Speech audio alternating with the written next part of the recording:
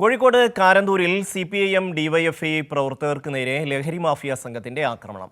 CPIM local committee അംഗം സദാനന്ദനെ മർദ്ദിക്കുകയും വീട് ആക്രമിക്കുകയും ചെയ്തു. ഡിവൈഎഫ്ഐ പ്രവർത്തകരായ അനന്തു, സമീപവാസി അരുൺ എന്നിവരെയും മർദ്ദിച്ചു. ലതീഷ് ചേരുന്നു. ലതീഷ്, എപ്പോഴായിരുന്നു സംഭവം? മറ്റ് വിശദാംശങ്ങൾ. ഷമി, കോഴിക്കോട് കാരന്തൂർ ഒളായിത്താഴത്ത് ഇന്നലെ വൈകിട്ടോടു കൂടിയാണ് ഈ സംഭവം ഉണ്ടായത്. വീട് കേന്ദ്രീകരിച്ചുള്ള ലഹരി വിൽപ്പനയ്ക്കെതിരെയാണ് CPIMന്റെ ലോക്കൽ കമ്മിറ്റി അംഗം സദാനന്ദൻ കുന്നമംഗലം പോലീസിൽ പരാതി നൽകിയത്. ഇതിൽ പ്രകോപിതരായ ലഹരി സംഘം ശനിയാഴ്ച സദാനന്ദനെ തടഞ്ഞു നിർത്തി ആക്രമണം നടത്തിയിരുന്നു. ഇതിലും അദ്ദേഹം പോലീസിൽ പരാതി നൽകി. ഇതോടെയാണ് ഇന്നലെ വൈകിട്ട് ലഹരി വിൽപ്പന സംഘം വീട്ടിലെത്തി അതിക്രമം കാണിച്ചത്.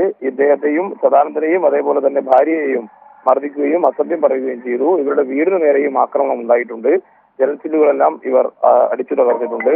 ഈ പ്രദേശത്ത് ലഹരി സംഘത്തിനെതിരെ നിലപാടെടുത്തതിന്റെ പേരിൽ ഡിവൈഎഫ്ഐ പ്രവർത്തകരായ അനന്തു അതേപോലെ തന്നെ സമീപവാസിയായ അരുൺ എന്നിവരെയും ഇന്നലെ വൈകിട്ട് ഈ ലഹരി സംഘം ആക്രമിച്ചു എന്നാണ് വിവരം ലഭിക്കുന്നത്. എന്തായാലും ഇവർ പോലീസിൽ ഇത് സംബന്ധിച്ച് പരാതി നൽകിയിട്ടുണ്ട്. കുന്നമംഗലം പോലീസ് സംഭവത്തെക്കുറിച്ച് അന്വേഷണം ആരംഭിക്കുകയും ചെയ്തിട്ടുണ്ട്. ഷമി, ലതീഷ്, ഇത് കുറച്ച് നാളായി ഇത്തരത്തിൽ ലഹരി വിൽപ്പന നടക്കുകയാണോ? ഇത് സംബന്ധിച്ച് CPIMന്റെയും ഡിവൈഎഫ്ഐയുടെയും പ്രവർത്തകർ ഇയാൾക്കെതിരെ രംഗത്ത് വന്നിരുന്നോ?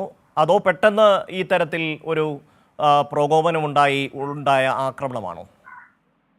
കഴിഞ്ഞ ദിവസം ഡിവൈഎഫ്ഐ ഇവിടെ ഈ പ്രദേശം കേന്ദ്രീകരിച്ചുകൊണ്ട് പ്രകടനം ഉൾപ്പെടെ നടത്തിയിരുന്നു. ഈ ലഹരി വിൽപ്പന അനുവദിക്കില്ല എന്നും ലഹരി വിൽപ്പന അവസാനിപ്പിക്കണമെന്നും ഈ ലഹരി സംഘത്തോട് ഇവർ നേരിട്ട് തന്നെ ആവശ്യപ്പെടുകയും ചെയ്തിരുന്നു. എന്നാൽ അതിൽ നടപടി ഉണ്ടാവാത്ത സാഹചര്യത്തിലാണ് പോലീസിൽ ഉൾപ്പെടെ ഇവർ പരാതി നൽകിയത്. പോലീസിൽ പരാതി നൽകിയതോടുകൂടിയാണ് ലഹരി സംഘം ഈ ഡിവൈഎഫ്ഐ അതേപോലെ തന്നെ CPIM പ്രവർത്തകർക്ക് നേരെ ആക്രമണവുമായി രംഗത്ത് വന്നത്.